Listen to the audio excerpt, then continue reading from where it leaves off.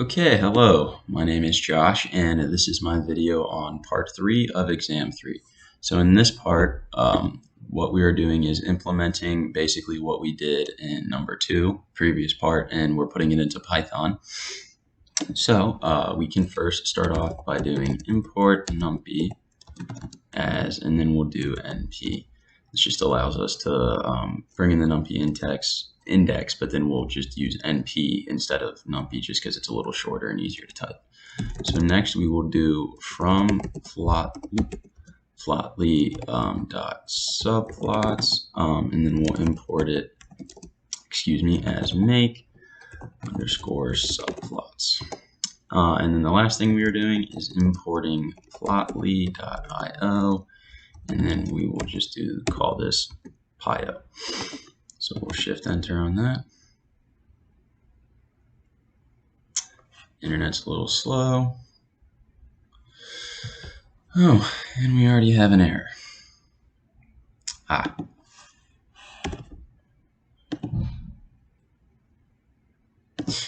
Alright, so now that we have just the basics done, we can start off by defining some of our variables. So first one we will do is nx, which is the positional increment, and that is equal to 50 in our case.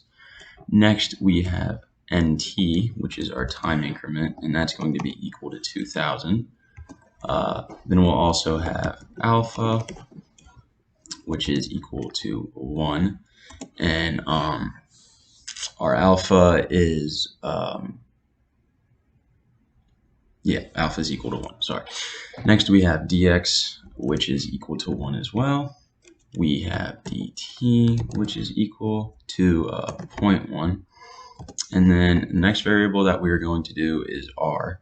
And we are going to, this isn't just a number, we're setting it equal to something.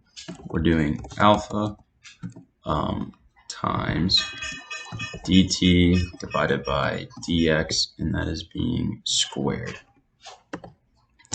And our last variable that we are going to be doing is x, and that is equal to np dot range nx, and then that is being multiplied by dx.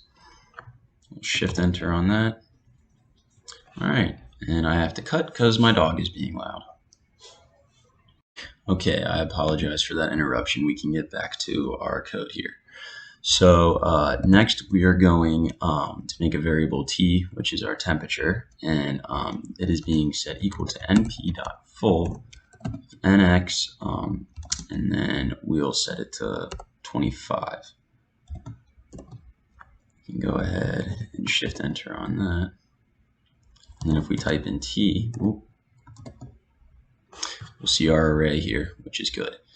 So now we are going to set the initial and final temperature for our array. So we do that by doing t bracket of O, and then that is going to be equal to 50. Our initial is 50, and then we are doing t of -1 as our final, and that is being set equal to 80.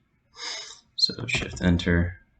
We can type in t again, shift enter, and now you can see that we have 50 as our first one and 80 as our last one. All right, so next line of code, or next section of code, I guess, is we are going to now be typing in the code to make the subplots. So we do this by doing fig, fig being our figure, and that is equal to make underscore subplots. And then we'll do rows equals 1, and then columns equals 1,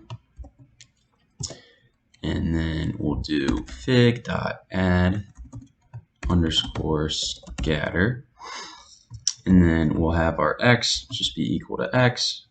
Our y in this case is going to be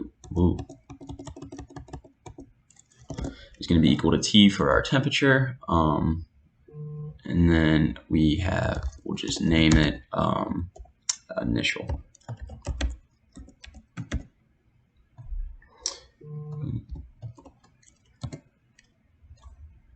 What on earth? Okay, So now we can create a for loop with respect with the time increment. So we have for I in range, and then we'll do our range as 1 of nt for the time increments, and then we'll add 1 to that.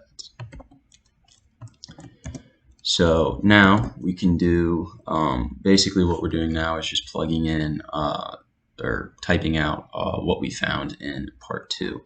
So if you remember, we had t's with a bunch of subscripts.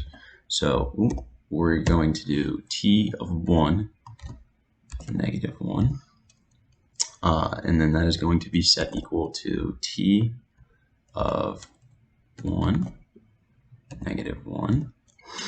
But then it is being added to r, which is being multiplied by t of 2.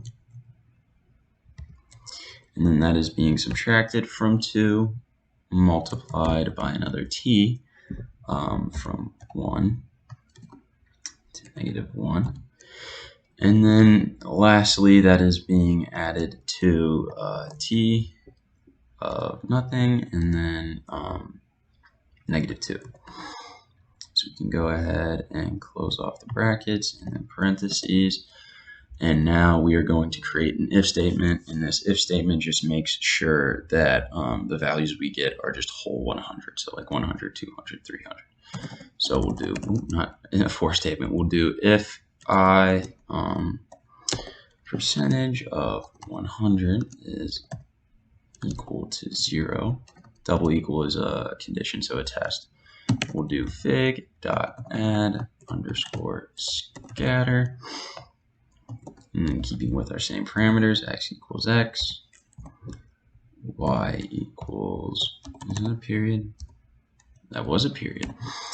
Y equals t. The mode is going to be equal to lines. And then lastly, we have the name. We are going to name it f.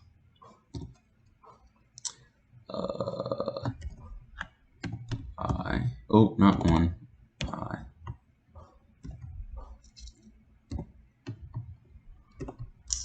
And then we'll shift enter.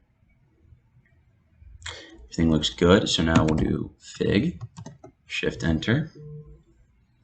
And our fig is looking good. Starts at 50, ends at 80, slightly unstable.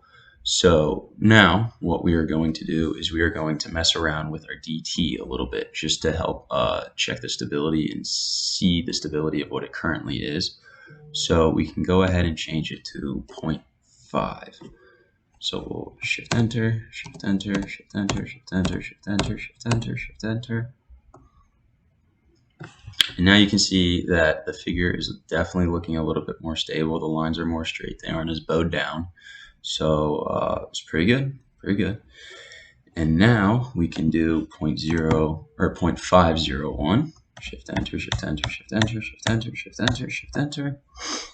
And now you can see that it is pretty unstable. You can quite clearly see that there are oscillations going up and down the graph. So this concludes part 3, and I will see you in part 4.